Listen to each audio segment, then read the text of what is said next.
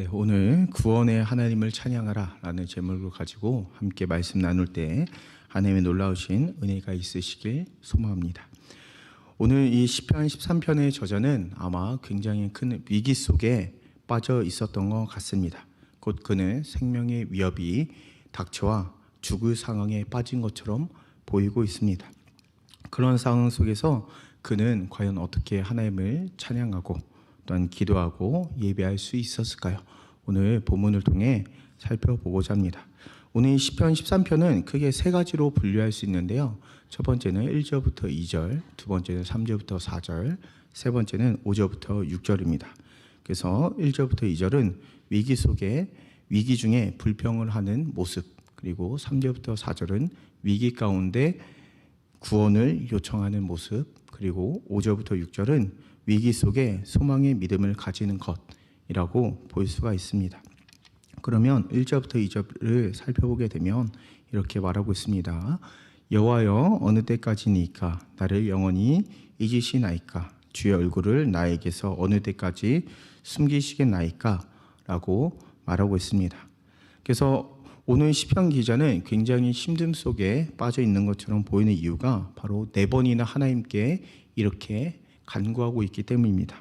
주여 어느 때까지니까, 주여 어느 때까지니까.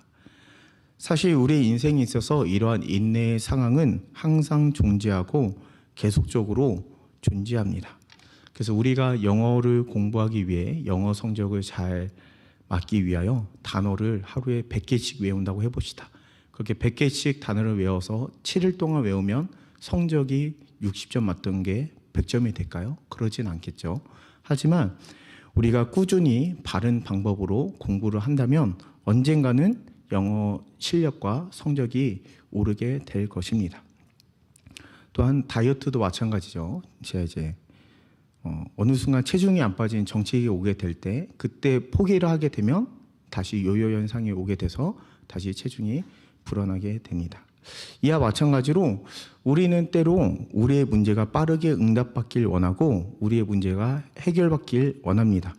그러나 그렇게 되지 않을 때 우리는 어떠한 감정을 느끼게 되느냐? 바로 하나님께서 나를 잊으신 것은 아닌가? 주의 얼굴을 나에게 숨기신 것은 아닌가? 라고 생각할 수 있게 되는 것입니다. 그래서 1절부터 2절에 불평에 대해 세 가지 요소들이 있는데 먼저 신학적인 요소입니다. 곧 왜 하나님은 자녀들에게 얼굴을 숨기시는가? 왜 하나님은 나를 잊으신 것인가? 왜 하나님은 나에게 응답을 해주시지 않는 것인가에 대한 불평이 있어요. 분명히 하나님은 우리를 사랑하시고 우리 가운데 하나님의 자녀로 삼아주시고 이스라엘 백성들을 애굽에서 구원해 주셨는데 왜 하나님은 그들을 광야 가운데 계속 굴리시고 주님은 왜 우리의 이 모든 문제들을 해결해 주시지 않으시고 주님이 진짜 계시느냐는 거예요. 주님이 진짜 살아 계시면 왜 하나님의 자녀들에게 얼굴을 숨기고 있느냐는 거예요. 이런 불평이 있었어요. 두 번째 불평은 개인적인 요소입니다. 곧 나의 영혼이 1절부터 2절에 있는 내용입니다. 네. 나의 영혼이 굉장히 번민하고 있고 종일토록 근심하고 있는 모습이에요. 그러니까 내 개인에 대한 불평도 있는 거예요. 내가 영혼이 번민하고 하루 종일 근심해요. 운동하신 분은 알지만 이제 갑자기 운동을 하게 되면 근육통이 오게 됩니다. 그러면 눈을 뜨면 어때요? 하루 종일 몸이 뻐근하죠. 그렇죠? 하루 종일 몸이 뻐근하고 아프고 이제 또 운동을 해야 되는데 운동하긴 또 싫고 막 이런 상태. 근데 이게 우리의 마음이 하루 종일 근심한다고 생각해봐요. 하루 종일 힘들겠죠. 그렇죠? 이게 사람마다 다른데 이제 육신이 힘든 게 더 힘든 삶이 있고 정신이 힘든 게 더 힘든 삶이 있는데 그런데 만약에 이런 어려운 근심이 하루 종일 지속된다. 그러면 굉장히 힘든 상황이지 않을까요? 또한 세 번째는 이 사회적인 불평이 있는데 곧 이것은 우리 안에서만 문제가 있으면 상관이 없는데 근데 이게 우리 안에서의 문제뿐만 아니라 나의 원수들이 나를 괴롭히며 자랑하는 것을 볼 때 굉장히 힘들다라는 거예요. 우리가 이런 말이 있잖아요. 가족끼리 친척이 땅을 사면 배가 아프다. 맞나요? 네. 아닌가요? 네. 어쨌든 친척이 사면 사촌인가요? 네. 이게 굉장히 축하해 줘야 되는데 어때요? 한편으로 배가 아프죠. 주여 좀 그러지 않나요? 저만 그런가요? 네. 어쨌든 그런 모습들이 있어요. 남들이 잘 될 때 우리가 진심을 다해 축하해 주기보다 그러지 않는 모습들이 있어요. 그런데 만약 우리의 삶이 굉장히 피폐하고 힘들고 종일토록 근심하고 어려운 상황 속에 있을 때 누가 와서 야 그거밖에 안 돼? 라고 이게 살짝 깐족깐족 되면은 굉장히 마음이 평안하고 기도하기보다 좀 많이 힘들지 않겠어요? 이런 것과 마찬가지라는 거예요. 그러니까 이 시편 기자의 모습이 굉장히 힘든 모습이다. 하나님은 나를 향해 얼굴을 가린 것과 같고, 그리고 내 마음도 날마다 번민하고 종일토록 근심하고, 거기서 벗어나서 내 주위 사람들조차 어떻게 해요? 나를 힘들게 하는 상황이라는 거예요. 굉장히 어려운 상황이라는 것을 볼 수가 있습니다. 그래서 오늘 보이는 시편 기자의 모습은 점점 상황이 악화되어 가는 것을 볼 수가 있습니다. 하나님께서 나를 잊으시고 주의 얼굴을 숨기시며 더 나아가 원수를 통해 고통을 심화시키고 계심을 말하고 있습니다. 그런데 더욱 중요한 건 하나님께 버림받은 것이 아니라 반대 세력인 원수의 손에 버림을 받았다라는 것을 말하고 있습니다. 이런 어려운 상황 속에서 시편 기자는 하나님께 무엇을 하냐? 구원을 요청합니다. 하나님 나를 불쌍히 여겨 주시옵소서라고 하나님께 구원을 요청하고 있습니다. 3절을 보니까 이 히브리어로 보면 세 개의 명령형 동사를 반복하여 사용하고 있는데 곧 하나님이여 나를 생각하여 주시옵소서, 그리고 하나님이여 나에게 응답하여 주시옵소서, 하나님이여 나에게 눈을 밝혀 주시옵소서라고 말하고 있습니다. 그가 이렇게 사용한 이유는, 그가 이렇게 부르짖는 이유는 무엇입니까? 그 이유는 바로 구원은 여호와께 속했기 때문임을 말하고 있습니다. 곧 나로 하여금 우리의 생각을, 또한 응답을, 나의 눈을 밝히게 해달라고 말하면서 하나님의 구원을 요청하고 있는 것입니다.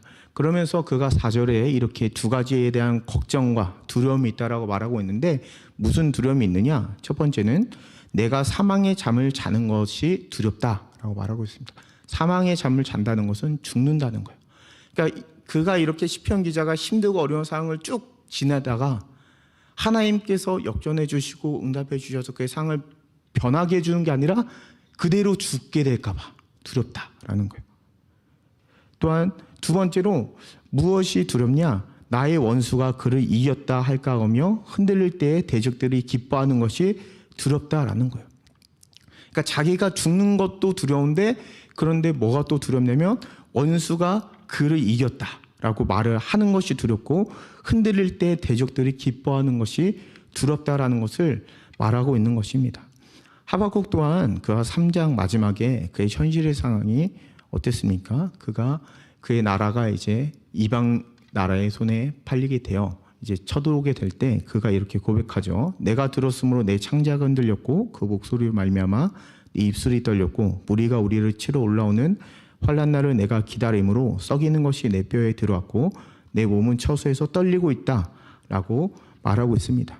곧 하나님께서 자신에게 얼굴을 돌리고 응답하지 않으며 자신을 원수의 손에 내던질 듯한 상황이 계속되게 된다면 자신은 분명히 죽게 될 것이다 라는 것을 말하고 있으며, 하나님께 이런 모든 어려운 상황 구원해달라고 요청하고 있는데, 뿐만 아니라 이 원수가 그를 이겼다는 것은 무엇입니까? 그것은 이 고대에서는 전쟁에서 패배하면 신과 신의 전쟁이라고 봐요. 그러니까 전쟁에서 나라가 싸워서 졌다. 그러면은 블레셋이 믿는 신이 이겼다라는 거예요. 그러니까 이 말은 원수가 그를 이겼다 하는 것은 하나님이 유일한 참 신이 아니고 그들이 믿는 신이 참 신이라는 것을 드러내는 거예요. 그렇기 때문에 그가 두려워했다라는 것입니다.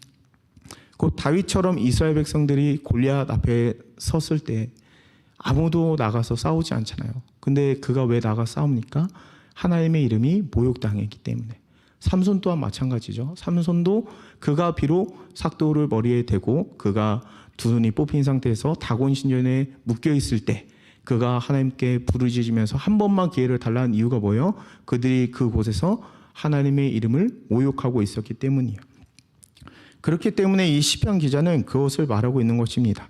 내가 이대로 어려운 상황 속에 직면하고 쭉 가면 내 목숨조차 죽을 수 있는 상황이 벌어질 수도 있고, 뿐만 아니라 이렇게 가다 보면 하나님의 이름이 또한 모욕당한 게 될 수 있는 것이 두렵다라고 말하고 있는 것입니다. 이런 상황 속에서 오늘 5절부터 6절에 이제 본문을 보게 되면 이렇게 시작하고 있습니다. 이제 5절에 이 와우라는 단어를 쓰는데 이것은 이제 반전을 드러내는 거예요. 이렇게 진행되고 있는 상황 속에서 그런데 하나님께서 어떻게 하시냐? 이 시편 기자가 어떻게 말하고 있느냐? 두 가지를 통해 말하고 있는데, 첫 번째는 그가 오직 주의 사랑을 의지하고 있다라고 말하고 있습니다. 왜 갑자기 이 시편 기자는 하나님의 신실함을 믿으며 하나님의 자비를 찬양하기 시작하는데, 왜 그가 이렇게 하나님을 찬양할 수 있을까? 그 이유가 첫 번째가 뭐라고요? 하나님의 사랑을 의지하기 때문이에요. 하나님은 우리를 사랑하십니다. 그리고 우리가 주의 구원을 바랄 수 있는 길은 우리의 어떠한 행위나 우리의 어떠한 공로가 아니라 전적인 하나님의 자비요, 긍휼이요, 사랑에 근거할 수밖에 없다는 사실을 성경은 말하고 있습니다. 그래서 모든 사람은 다 형벌에 처해지고 모든 사람은 죄의 대가를 치를 수밖에 없어요. 그것은 선악을 알게 하는 나무의 열매를 먹은 이유로 인하여 이 땅에 죄가 들어오고 또한 그 죄의 대가로 인하여서 우리가 사망에 이르게 되었기 때문입니다. 그런데 하나님은 우리를 사랑하시기 때문에 어떻게 해요? 우리를 구원하시고자 싶으세요. 그래서 하나님의 구원 역사, 곧 구속사를 이뤄가시기 시작합니다. 그래서 하나님께서는 노아를 택하시고 아브라함을 택하시고 모세를 택하시고 다윗을 택하시고 결국적으로 어디까지 가세요? 언젠가 우리의 모든 죄와 모든 사망을 짊어지시고 우리를 구원해 주실 메시아인 곧 예수 그리스도를 통하여 우리를 구원하지 않으시니까. 그러니까 시편 기자가 의지하고 있는 것이 무엇이냐? 비록 그의 상황이 굉장히 힘들고 어렵고 하나님이 우리의 얼굴을 돌린 것처럼 하나님이 우리를 버린 것처럼 원수의 손에 내 던진 것처럼 보인다 할지라도 그가 믿고 의지하는 게 뭐예요? 그가 믿고 의지하는 것은 하나님의 사랑을 믿는다는 거예요. 하나님의 사랑을 의지한다는 거예요. 그래서 우리 또한 마찬가지입니다. 우리가 하나님을 찬양할 수 있는 이유가 무엇입니까? 그 이유는 우리가 어떠한 어려운 상황에 처해 있다 할지라도 하나님은 여전히 우리를 사랑하시고 또한 우리를 구원하시는 분이시기 때문이라는 거예요. 그렇기 때문에 시편 기자는 하나님의 사랑을 의지하기 때문에 주님을 찬양할 수 있었던 것입니다. 두 번째로 이 시편 기자가 어떻게 갑자기 그의 태도가 변하여 하나님을 찬양할 수 있었을까? 그 두 번째는 그 하나님을 믿었기 때문입니다. 두 번째는 뭐라고요? 두 번째는 하나님을 믿었기 때문이다. 이 믿음이란 무엇일까요? 믿음이란 어떤 청교도한 신학자가 이렇게 표현합니다. 믿음은 하나님께서 당신의 겉사람과 속사람에게 무엇을 했는지를 기억하는 것이다 라고 말하고 있습니다. 다시 한번 말씀드릴게요. 믿음은 하나님께서 당신의 겉사람과 속사람에게 무엇을 했는지를 기억하는 것이다 라는 거예요. 속사람은 뭐예요? 우리의 영혼을 구원해 주시고, 겉사람은 뭐예요? 우리의 삶을 구원해 주신 것. 그러니까 믿음은 하나님께서 역사하신 것을 기억하는 거예요. 하나님께서 우리 가운데 어떻게 일하셨는지를 기억하는 거예요. 저도 가끔 그럴 때가 있어요. 제가 항상 믿음의 본을 보이며 살라고 부단히 애를 쓰고 은혜를 구하지만 그러지 않을 때가 있잖아요. 그러면 이렇게 하나님의 말씀을 전할 때나 신방을 할 때나 가면 굉장히 부끄러울 때가 많아요. 그런데 그럴 때 항상 저는 뭐를 생각하냐면, 그럼에도 불구하고 하나님께서 나를 사랑하시고 나에게 놀라우신 은혜를 주신 것을 날마다 기억해요. 그리고 하나님께서 부르셨다는 것을 기억하면서 주님의 언약의 말씀을 기억하면서 제가 말씀대로 살려고 합니다. 이처럼 믿음은 무엇이냐? 하나님께서 우리의 겉사람과 속사람에게 무엇을 했는지 기억하는 것이다. 그러면서 그는 이렇게 말합니다. 그분은 당신이 고난을 당할 때에 당신의 육신을 지키셨고 또한 당신의 영혼을 위해서 위대한 일을 행하셨습니다. 그분은 암울한 상황에서 당신을 구출하셨고 당신과 언약을 맺으셨고 당신을 위해 선을 베푸셨습니다. 그분은 당신이 기도하는 것을 도우셨고 여러 번 당신의 기도를 들으시고 눈물을 보셨습니다. 그분은 무서운 구덩이와 빠져 들어가는 늪에서 당신을 건지시며 당신의 입에 새 노래를 주시고 다시는 두려움이나 믿음 없는 생각을 품지 말라고 하십니다. 그런데도 고난 가운데 승리하지 못하고 물에 빠져 허우적거리는 모습을 보며 진짜 우리는 믿음을 가지고 있는 사람인가 살펴봐야 한다라고 말하고 있어요. 그러니까 믿음은 뭐예요? 우리가 하나님을 믿는다는 거예요. 하나님께서 우리 가운데 어떠한 일들을 이뤄 가시는지를 기억하는 거라는 거예요. 그리고 우리가 그 일을 기억하면 어때요? 하나님을 믿고 신뢰할 수 있는 것이랍니다. 그래서 매튜 헨리는 믿음에 대해서 이야기하면서 이렇게 설명합니다. 믿음으로 사는 자처럼 기쁨으로 사는 자들은 없다라고 말하고 있어요. 그리고 우리가 진짜 믿음을 가지고 있으면 우리가 하나님 앞에 감사하고 기쁠 수 있는 거예요. 제가 그 신방 준비를 하면서 이제 갑자기 그런 생각이 들더라고요. 기도원에서 기도를 하는데 저도 기도를 하고 다 기도를 하잖아요. 근데 하나님께서는 그 모든 기도를 다 응답해 주시고 합력과 선을 이루시잖아요. 근데 제가 그걸 보면서 갑자기 그런 생각이 들더라고요. 이거를 어떻게 하나님께서 이 모든 사람들의 기도를 다 들으시며 주님의 놀라우신 계획을 다 이끌어 가시며 주님의 이 궁극적인 이 구원 역사를 어떻게 이뤄 가실까? 이게 하나라도 톱니바퀴가 안 맞으면 안 될 텐데라는 생각이 들더라고요. 그러면서 제가 무엇을 생각했냐면 진짜 주님이 위대하시구나. 진짜 주님의 그 무한하신 능력과 지혜로우심은 우리가 감히 측량할 수가 없구나라는 생각이 갑자기 들더라고요. 그리고 나서 진짜 주님은 찬양받기 합당하시구나. 근데 그분이 누구예요? 그분이 우리 아버지요, 우리의 구원자요, 나의 산성이요, 나의 방패라는 거예요. 그분이 우리와 함께 하시고 그분이 우리의 기도를 응답해 주시는 분이라는 거예요. 우리가 이걸 기억하면 어때요? 우리 가운데 기쁨이 넘칠 수밖에 없고 감사가 넘칠 수밖에 없다라는 거예요. 그래서 사무엘 워든이 이렇게 말합니다. 우리가 우울하거나 사탄의 방해로 기쁨과 영적 쾌활함이 없고 우울하고 침울한 삶을 사는 것은 믿음으로 살지 않기 때문이다라는 거예요. 우리가 기쁨이 넘치지 않고 우리가 날마다 우울하고 침울하면 그건 무엇이다? 우리가 믿음으로 살지 않기 때문이다라는 것입니다. 그래서 우리를 사랑하시는 하나님이 내적으로 외적으로 우리를 구원해 주신 하나님이 바로 나의 하나님이요, 나의 구원자요, 나의 아버지라면 우리를 모든 환난 속에서 건지실 능력이 있으신 분이요, 지혜와 사랑이 있으신 분임을 우리가 믿지 않을 수 없지 않겠습니까? 그렇기 때문에 오늘 시편 기자는 어떻게 기도할 수 있었다? 바로 믿음으로 기도할 수 있었다라는 것입니다. 말씀을 마무리하고자 합니다.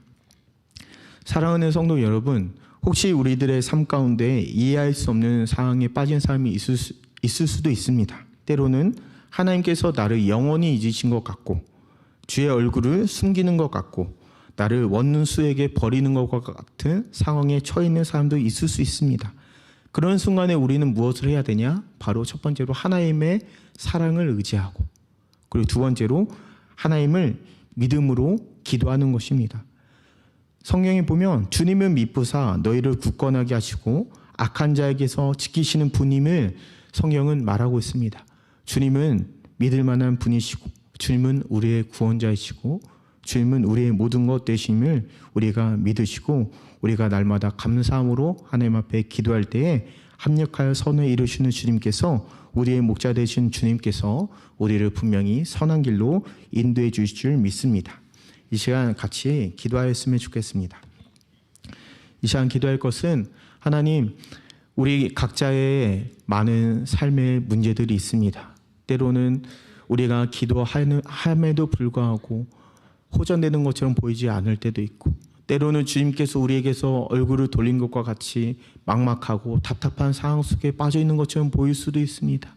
하나님, 그런 상황이 계속적으로 지속되다 보면 우리가 결국 사망의 잠에 빠지는 것처럼, 죽음에 이를 것처럼 보이고, 또한 원수들이 우리를 조롱하고 또한 비난할 때 우리의 마음이 종일 근심하고 번민할지라도, 그럼에도 불구하고 우리가 믿고 의지하는 것은 오직 예수 그리스도의 놀라우신 십자가의 은혜와 그 크신 사랑인 줄 우리가 믿습니다.